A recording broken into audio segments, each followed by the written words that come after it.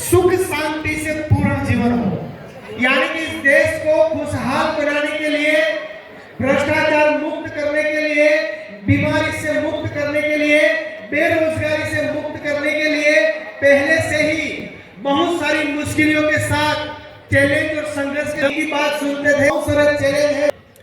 मनसा वाचा कर्मणा, मैं रिक्वेस्ट करता हूं, मैंने जब एकेडमी में 17-18 पर आया था तब मैंने मैसेज छोड़ा था कि इस बुक को सभी को पढ़ना है। हेलो, और रियल में फिर हम क्या बोलते हैं, ध्यान को इस तरह से लोगों के सामने लेके गया। और आज मैं भी प्राउड करता हूं, अगर दिनेश भाई हमारी अपलाइन में नहीं होता तो मैं आरसीएम को कहीं अलग एंगल से देखता होता। तो मुझे ज्यादा वक्त नहीं लेना है। आज दिनेश भाई इस मिशन को समझने के बाद करीबन व्यसन मुक्त हुए हैं। हेलो, और ये 8000 में मैं भी हूं कि मैं भी आज से आरसीएम से पहले करता था, लेकिन आरसीएम के बाद मैंने भी छोड़ दिया। ये बिल्कुल, ये आरसीएम एक मिशन है कि ये अभियान के बाद हमें समझ में आया कि हम लोगों के सामने जाएंगे, स्वास्थ्य की बात करेंगे, हेल्थ की बात करेंगे, लेकिन हम व्यसन करते हैं। तो मनसा वाचा और कर्मणा अलग हो गया। हेलो, बात समझ में आती है? तो आज यहाँ भी मैं सर से भी रिक्वेस्ट करूँगा कि हम पूरे ऐसे ही चलते रहे, एक ऐसा ही मिशन हमारे जीवन में आ चुके हैं। और दिनेश भाई का तो मैं धन्यवाद इसीलिए करता हूँ कि उन्होंने जब व्यसन किसी से छुड़वाने के बाद अगर उसको मैसेज भी मिला कि उन्होंने फिर से शुरू किया, तो दिनेश भाई 2 दिन उपवास करते थे, खाना नहीं खाते थे। आप सोचिए क्या जरूरत है। आज वो इंडस्ट्रीज के मालिक भी हैं जो अपना समय वहां देना, तो वहां से भी वो बहुत कुछ कर सकता है, लेकिन उसको पता है कि मेरी फैक्ट्री में मैं उनको ही ला सकता हूं जिसके पास स्किल हो, जिसके पास डिग्री हो। लेकिन एक ऐसा प्लेटफॉर्म है, वह उस सिस्टम में, इस अभियान में वो सब कुछ आ सकता है जिसके पास स्किल ना हो, जिसके पास डिग्री ना हो, जिसका कोई ना हो, उसके लिए आरसीएम है। तो ज्यादा वक्त नहीं लेते हुए मैं आप सभी की जोरदार तालियों के साथ, सम्मान के साथ खड़े होकर और टेक्निकल के सहयोग के साथ मैं स्टेज पर इनवाइट करता हूं इस समय में भारत की एक महान विभूति आदरणीय Shri TC Sabda ji sir ji. Welcome sir, come on the stage ji. सभी टेक्निकल स्टेज पर आएंगे।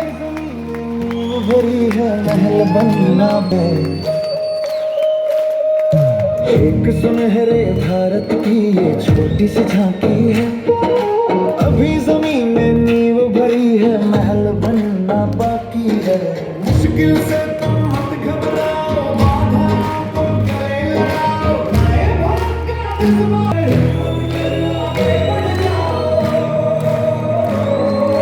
अभी तो चलना है, हवा में उड़ना बाकी है, अभी जमीन में नींव भरी है, महल बनना बाकी है।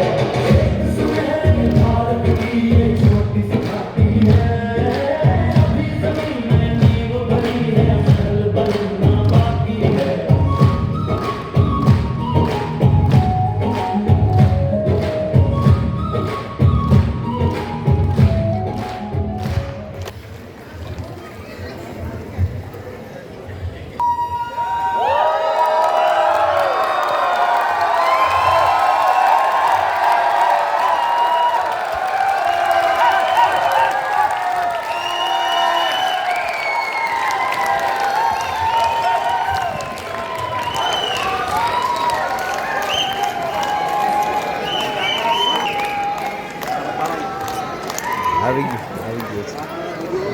आइबा मोकले છે जय आरसीएम, जय आरसीएम।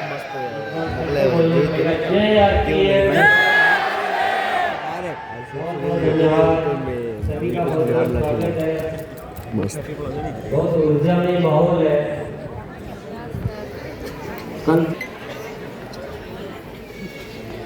आपने जीवन में देखा होगा, हम सब इस धरती पर आते एक जैसे ही हैं, पर रहते एक जैसे नहीं। सब अलग अलग हो जाते हैं। कोई कैसे जीता है, कोई कैसे जीता है।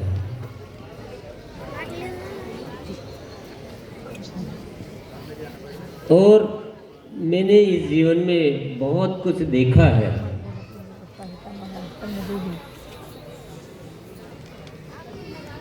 कि लोग उस चीज को नहीं पकड़ पा रहे हैं, आम जन की बात कर रहा हूं, जो ऊपर वाला हमें देना चाहता है। हमें मनुष्य जन्म मिला है, ये कोई मामूली बात नहीं है। इस धरती पर, इस ब्रह्मांड में बहुत सारे जीव जंतु हैं। मनुष्य जितने हैं उसके अरबों खरबों गुना, मतलब और भी कोई शब्द होते होंगे बड़े, उतने गुना जीव जंतु है। मनुष्य तो बहुत थोड़े से ही है, हमें भले ही ज़्यादा लगते होंगे, लेकिन जितने इस पूरी धरती पर मनुष्य है ना, उतने जीव जंतु तो एक मनुष्य के भीतर भरे पड़े हैं।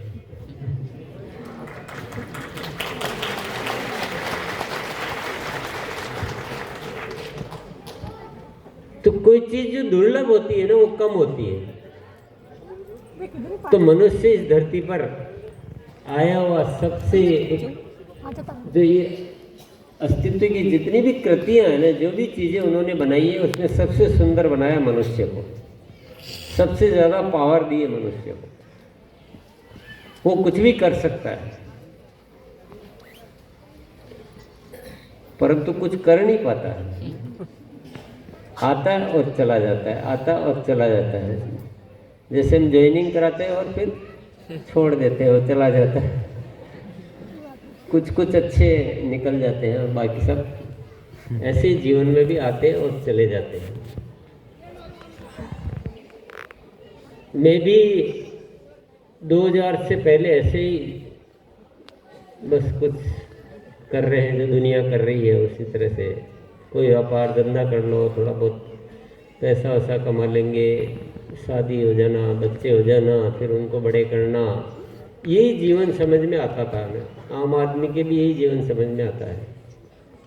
लेकिन जब आरसीएम आया तो जीवन के बहुत सारे पक्ष उजागर हुए और मैंने अपने भीतर की बहुत सारी चीज़ों को उभरते हुए देखा, बहुत सारी चीज़ें सामने आई।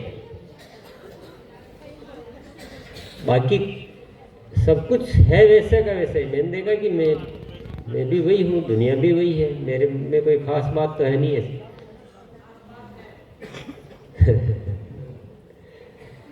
अगर आप कह रहे खास बात है तो क्या आप में नहीं है वो खास बात?